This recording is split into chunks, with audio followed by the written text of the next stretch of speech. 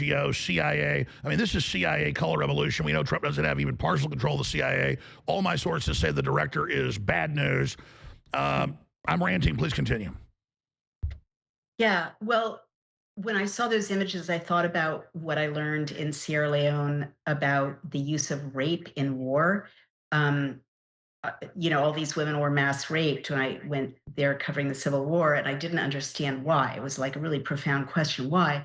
And then I realized, and they explained that the enemy rapes the women of a village to demonstrate powerlessness to the men of the village, as well as to obviously break the spirits of the women as warriors themselves. So that's related to what I'm about to say about the flags.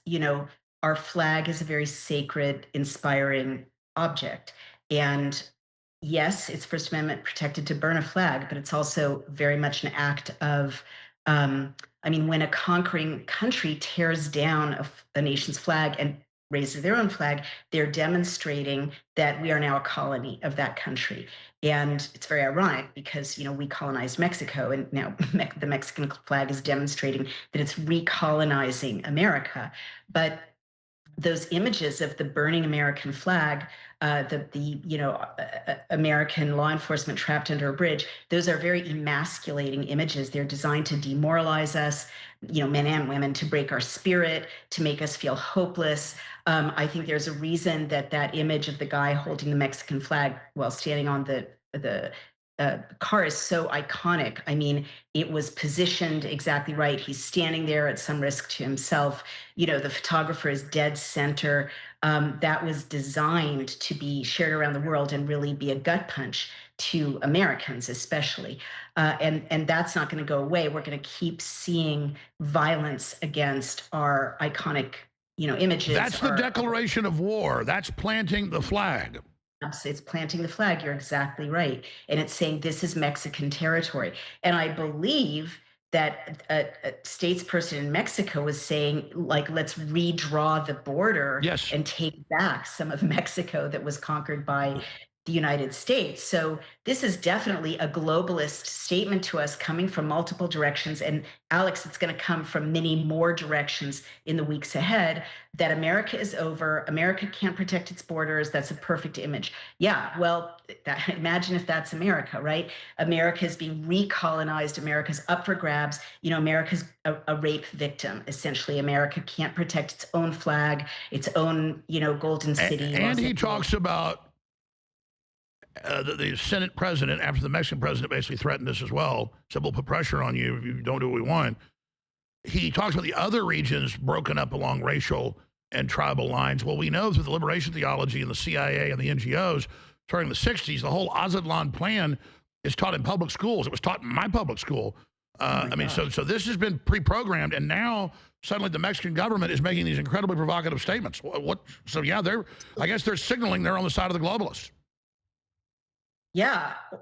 And I keep thinking about China. There's so many of these countries in the Belt and Road are cat's paws for China.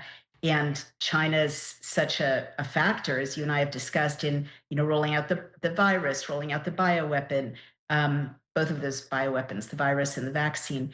And so many of the people who walked across the border, as we discussed, are Chinese. So it's globalists, but the other superpower is waiting to, is demonstrating, like, how can I put it? Mexico wouldn't take on President Trump by itself, right? Mexico is too tiny and not rich to take on the United States of America if the whole power of the globalists, weren't behind Mexico. It would be foolhardy and suicidal. And Newsom wouldn't be saying, come arrest me, come get me.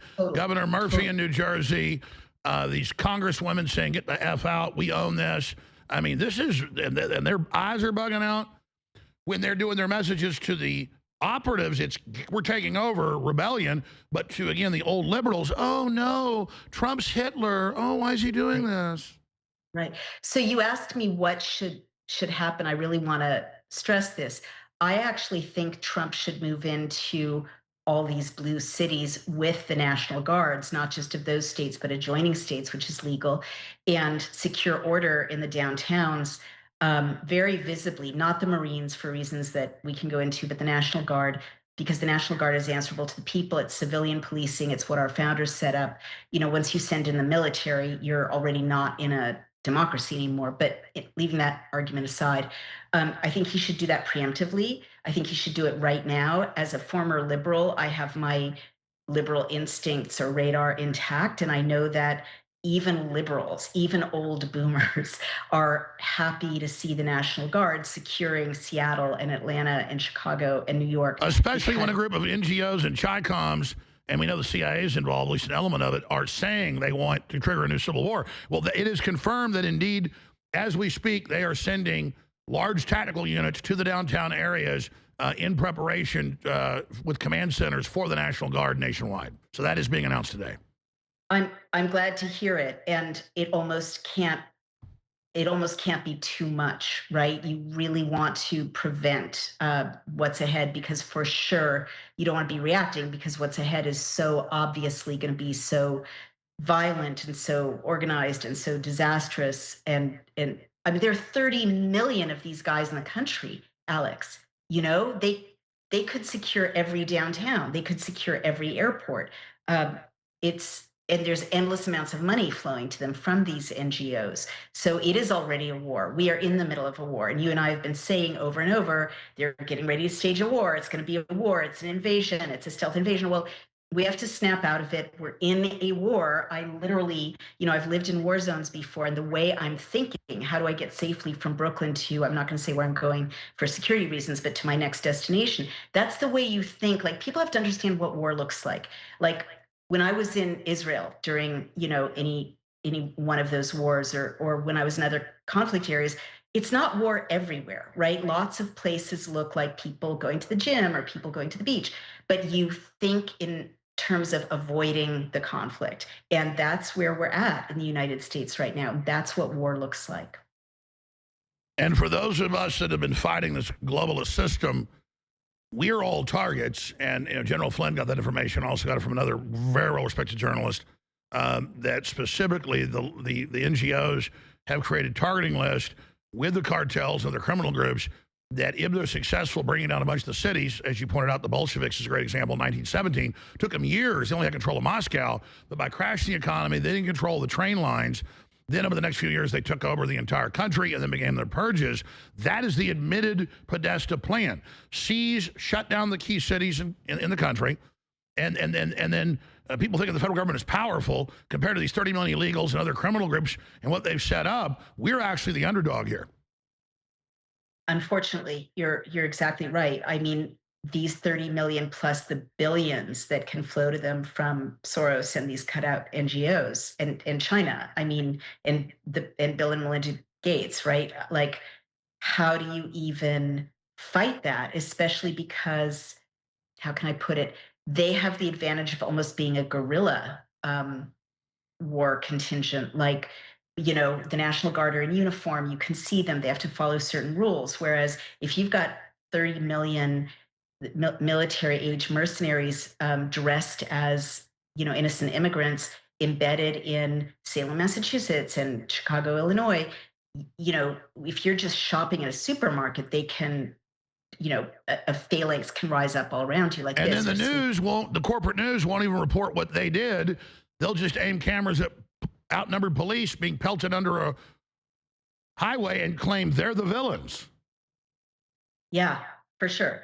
And poor President Trump, because if he puts a foot wrong, like legally or constitutionally, with the deployment of the National Guard, it's just a made for TV, you're a fascist.